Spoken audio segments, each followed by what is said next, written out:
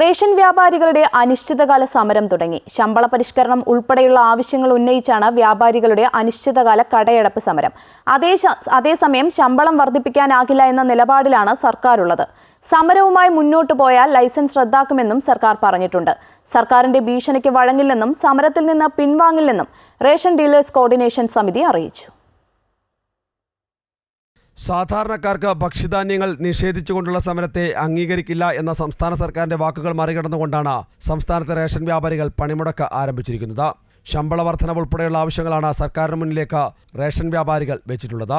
എന്നാൽ നിലവിലെ സാമ്പത്തിക സ്ഥിതിയിൽ ഇത് പ്രായോഗികമല്ല എന്നുള്ളതാണ് സർക്കാർ നിലപാട്. സമരവുമായി മുന്നോട്ട് പോയാൽ ഭക്ഷ്യഭദ്രതാ നിയമത്തിലെ വകുപ്പുകളടക്കം വ്യാപാരികൾക്കെതിരെ ഉപയോഗിക്കാനാണ് സർക്കാർ നീക്കം. എന്നാൽ ഭീഷണി കൊണ്ട് പിന്നോട്ട് പോകില്ല എന്നുള്ളതാണ് വ്യാപാരികളുടെ നിലപാട്. ഞങ്ങളുടെ അടിസ്ഥാന വേതനം 8,500 രൂപയാണ്. അത് പറയാൻ പറ്റൂല.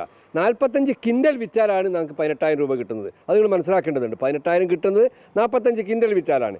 ഇത് ഒരു കുടുംബത്തിന്, ഞങ്ങൾ 2 കുടുംബമാണ് ജീവിക്കേണ്ടത്. അതാണ് മനസ്സിലാക്കേണ്ടത്. മന്ത്രി കഴിഞ്ഞ ദിവസം ഒരു പത്രസമ്മേളനത്തിൽ പറഞ്ഞു 15,000 മുതൽ 30,000 വരെ കിട്ടുന്ന വ്യാപാരികൾ 11,000 ഉണ്ട് എന്നാണ്.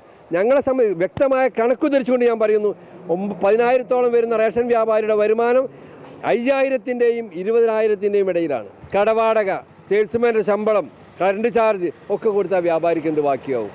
ഇവിടെയാണ് ഞങ്ങളെ ഭീഷണിയാണ് ഒരു ഭാഗത്ത്. ഞങ്ങൾക്ക് വിഷയമല്ല. ബിൽ കുടിശ്ശിക സംബന്ധിച്ച സപ്ലൈകോയുമായി ധാരണയെത്തിയതോടെ ഗതാഗത കരാറുകാർ സമരത്തിൽ നിന്ന് പിന്മാറിയിരുന്നു. സംസ്ഥാന സർക്കാരിന്റെ കണക്ക് പ്രകാരം 62% ആളുകൾ മാത്രമാണ് ഇതുവരെ റേഷൻ സംസ്ഥാനത്ത് വാങ്ങിയിട്ടുള്ളത്.